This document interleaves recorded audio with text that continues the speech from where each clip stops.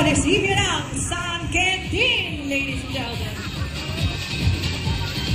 Dry na sila. Parang feel pagod na pagod na ang ating mga contingent.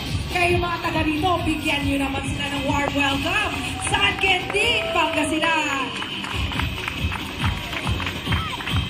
After the close of the 17th century, San Quintin was still a wilderness inhabited by fierce man-eating tribe called Obilaos.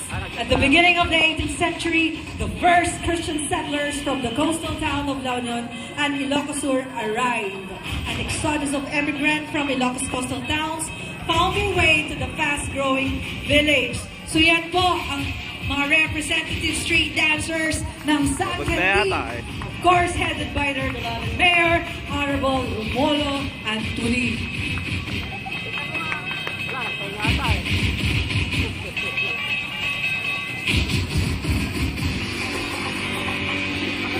Wala.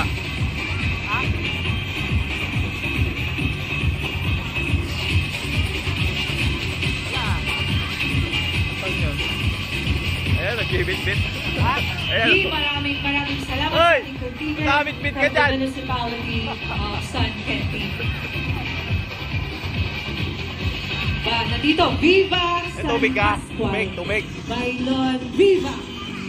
Okay, thank you very much, mga taga San Quintin.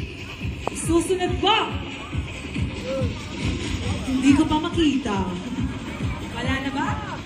Mayroon pa yan.